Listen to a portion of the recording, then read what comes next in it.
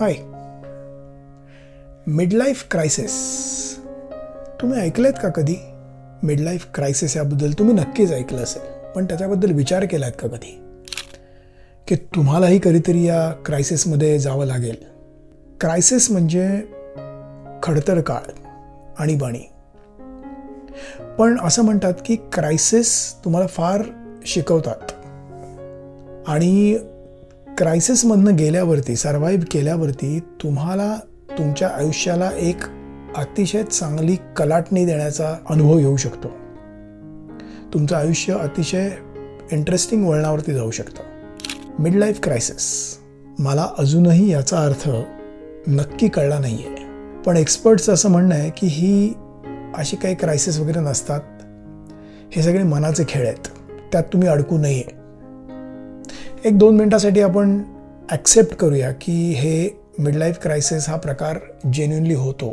मनाचा खेळ असला तरी त्रासदायक तर नक्कीच आहे, याबद्दल वाद नाही. So for the time being ते क्रायसिस आहेत असं आपण धरून चालूया. आणि माझ्यापुरतं बोलायचं तर मला आता खरंच त्या क्रायसिसचा त्रास होतोय. I am facing midlife crisis. पण त्याला जर का तुम्ही धीराने तोंड दिलंत तर मगाशी बोलल्याप्रमाणे आयुष्याला एक सुंदर कलाटणी यामुळे मिळू शकते. आणि म्हणूनच माझा या क्रायसिसकडे बघण्याचा दृष्टिकोन हा अतिशय सकारात्मक आहे, अतिशय पॉझिटिव्ह आहे. खूप वर्षांपूर्वी म्हणजे कॉलेजमध्ये वगैरे असताना मिडलाईफ क्रायसिसबद्दल ऐकल्याचं आठवतं आहे. पण जसं वय वाढत गेलं, मॅच्युरिटी येत गेली, तेव्हा कळलं की हे मिडलाईफ क्रायसिस म्हणजे अदरवाईज पण फार आनंदी नसणाऱ्या लोकांचाच फक्त प्रॉब्लेम नाही आहे.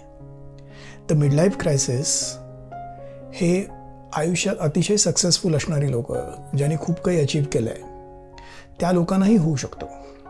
मला ह्याबद्दल जे काय कळलं आहे ते म्हणजे आयुष्यात अचानक होणारे बदल म्हणजे मिडलाईफ क्रायसिस. मग त्याच्यात एखाद्या वेळेस तुमची अचानक नोकरी जाणं कोणाची, किंवा आजारपण येणं तुम्हाला किंवा घरच्यांना, आईवडिलांना काहीतरी सिरियस आजारपण येणं, मुलांची शिक्षणं संपवून मुलं नोकरीसाठी किंवा पुढच्या शिक्षणासाठी देशाबाहेर जाणं किंवा तुमच्या शहराबाहेर जाणं. म्हणजे हे म्हटलं तर हे चांगले बदल असतात आयुष्यात, पण तरीसुद्धा ते अचानक होतात. ते कधी प्लॅन्ड असतात, कधी अनप्लॅन्ड असतात.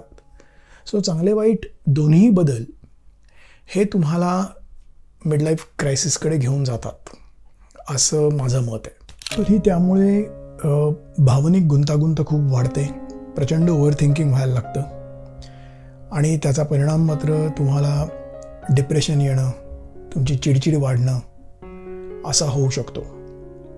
मेंटल फिटनेस हा खूप खूप महत्त्वाचा विषय आहे. मिडलाईफ क्रायसिसमध्ये तुम्हाला शारीरिक फार प्रॉब्लेम होतात का नाही मला नाही वाटत, पण मेंटल फिटनेस तुमचा डेफिनेटली कॉम्प्रोमाइज होतो. कधी कधी त्याची कारणं तुम्हाला कळतात आणि कधी नाही कळत. पण मला असं वाटतं की जेव्हा तुम्ही या परिस्थितीतनं जात असताना तेव्हा ती ॲक्सेप्ट करणं की असा मला त्रास होतोय, हे ॲक्सेप्ट करणं हे फार महत्त्वाचं आहे. नाहीतर आपण डिनायल मोडमध्ये असतो की अरे काय होत नाही, सगळं ठीक चाललं आहे, आणि ॲक्च्युली ते आतल्या आतमध्ये कुठेतरी बिल्डअप होत जातं. ते टाळलं पाहिजे, अगदी कटाक्षाने टाळलं पाहिजे. ते ॲक्सेप्ट करून त्याच्यावरती आपण मग काही हवं असेल तर थेरपी घेणं किंवा तुमच्या लाईफस्टाईलमध्ये काही बदल करणं, ह्या गोष्टी सजगपणे अतिशय कॉन्शियसली केल्या पाहिजेत. तर तुम्ही त्याला चांगल्या प्रकारे सामोरं जाऊ शकाल आणि त्यातनं यशस्वी बाहेर पडू शकाल. रिसर्च असं सांगतो की एजिंग हा पण मिडलाईफ क्रायसिसचा एक खूप मोठा विषय आहे. लोकांना माहिती असतं ऑब्व्हियसली आपलं वय वाढतं आहे, पण ते त्यांना ॲक्सेप्ट नसतं करायचं. ते त्यांना ॲपिअरन्समधनं जाणवतं की आपण वाढलेल्या वयाचे दिसतोय, किंवा रोजच्या आयुष्यातल्या काही गोष्टी, जिने चढणं उतरणं, भरभर चालणं, स्टॅमिना, ह्या गोष्टी आता आपल्याला थोडा कमी पडत आहेत. मग ती धडपड चालू होते तरुण दिसण्यासाठी. माझं म्हणणं आहे की जर का आपल्याला तरुण व्हायचं आहे किंवा आपलं तारुण्य टिकवायचं आहे तर आपल्या मेंटल फिटनेस आणि फिजिकल फिटनेसवरती आपण जास्त भर दिला पाहिजे. आपल्यावरती वेळ घालवला पाहिजे. ॲपिअरन्स आपला चांगला राहावा ह्याच्यासाठी आपण आतनं छान दिसलं पाहिजे, छान आपल्याला वाटलं पाहिजे. मग तुम्ही व्यायाम करा, स्विमिंग करा, चालायला जा, योग करा किंवा काही खूप ॲक्टिव्हिटीज असतात हल्ली प्रत्येक कम्युनिटीमध्ये, त्या जॉईन करा. आणि त्यांनी नैसर्गिक पद्धतीने तुम्ही तुमचं आयुष्य जगण्याचा प्रयत्न करा, ॲक्सेप्टिंग युअर एजिंग. ते डिनाय करून कसं चालेल? मगाशी आपण म्हटलं तसं की ह्या गोष्टी ॲक्सेप्ट करायला पाहिजेत, तर त्याच्यावरती आपल्याला उत्तर मिळू शकेल. आपण आपल्या ॲपिअरन्सबद्दल पण जागरूक राहायला हवं. कसं होतं, वाढत्या वयामुळे कधी तुमच्या कामाच्या वेळा बदलतात, तुमच्या हाती फावला वेळ असतो, जास्त रिकामा वेळ असतो. अशा वेळेला मग तुम्ही थोडे ढिसाळ व्हायला लागता, तुमचा डिसिप्लिन जायला लागतो. ते अजिबात करू नका. मी आत्ता फार ते कटाक्षाने टाळतोय, कारण गेल्या काही वर्षात माझ्याही आयुष्यात जे काय फरक पडला आहे त्याच्यात माझी टायमिंग्स खूप बदलली आहेत. वर्क फ्रॉम होमसारखं चालू झालं आहे. पण इनफॅक्ट ह्याचा आपण चांगल्या पद्धतीने उपयोग करू शकतो. आपण आपल्या स्वतःसाठी जास्त वेळ देऊ शकतो. माझ्यापुरता हा प्रश्न मी कसा सोडवला आहे ते तुम्हाला सांगतो. मी गेल्या 1-2-3 वर्षापासून पुष्कळ यूट्यूबवरती माहिती मिळवायला लागलो आहे. काही पुस्तकं मुद्दामून वाचायला लागलो आहे आवडत्या विषयाची. व्यायाम अतिशय नियमित करायला लागलो आहे. डाएट पुष्कळ सिरियसली करायला लागलो आहे. आणि त्याचा ह्या सगळ्याचा मला फायदा होतो आहे, खूप चांगल्या पद्धतीने फायदा होतो आहे. निसर्गाच्या जवळ जायचा प्रयत्न करतो आहे.